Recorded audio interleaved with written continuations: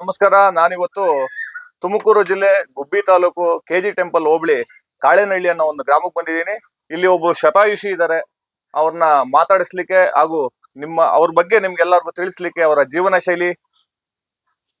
ಜೀವನ ಶೈಲಿ ಹಾಗೂ ಅವರ ಬದುಕಿನ ರೀತಿ ನೀತಿ, ಅವ್ರು ಈಗ್ಲೂ ಸದಾ ಸಕ್ರಿಯವಾಗಿದ್ದಾರೆ ಅನ್ನೋದ್ರೆ ಖುಷಿ ಆಗ್ತದೆ ನಮ್ಗೆ. ಇವರ ಬಗ್ಗೆ ಮಾತಾಡಿಸ್ತೀನಿ. ಸರ್, ತಾತ ನಿಮ್ಮ ಹೆಸರೇನು? ಬೆಟ್ಟಪ್ಪ. ಬ್ಯಾಟಪ್ಪ ಬ್ಯಾಟಪ್ಪ ಅಂತ ಅವ್ರ ಹೆಸರು. ಎಷ್ಟು ವರ್ಷ ಈಗ ನಿಮ್ಗೆ? 100 ವರ್ಷ. ಈಗೆಲ್ಲ ಈ ಕೆಲಸ ಎಲ್ಲ ನೀವೇ ಮಾಡ್ತೀರಾ? ಹೊಲ್ತದ್ ಹಾ ಹಾ ಹಾ ಹಾ ತೋಟ ಹೋಗಿ ಕಾಯೆಲ್ಲ ಆಯ್ತಾರೆ. ಓಕೆ. ಈಗ ನಿಮ್ಗೆ BP ಶುಗರ್ ಏನಾನ ಇದೆಯಾ? ಏನು ಇಲ್ವಾ? ಹಾ ಹಾ ಹಾ ಹಾ ಓಕೆ ಓಕೆ. ಸ್ನೇಹಿತರೆ ನೋಡಿ, ಹಳ್ಳಿ ಕಡೆ ಗ್ರಾಮೀಣ ಪ್ರದೇಶದಲ್ಲಿ ಇರ್ತಾರೆ.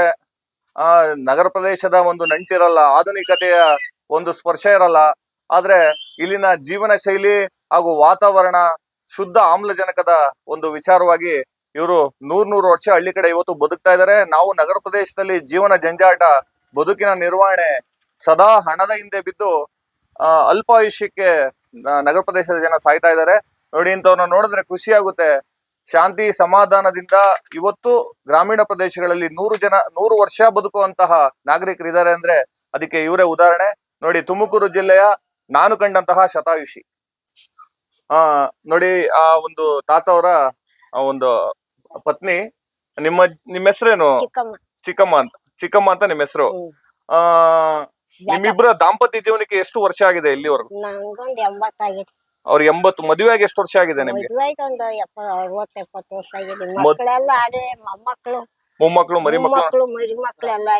ನೋಡಿ, ಮದುವೆ ಆಗಿ ಸುಮಾರು 70 ವರ್ಷಗಳ ಅನ್ಯೂನ್ಯತೆಯಿಂದ ಇದ್ದಾರೆ. ಇವತ್ತು ಒಬ್ರಿಗೆ ಒಬ್ರು ಅಷ್ಟೇ ಚೆನ್ನಾಗಿದ್ದಾರೆ.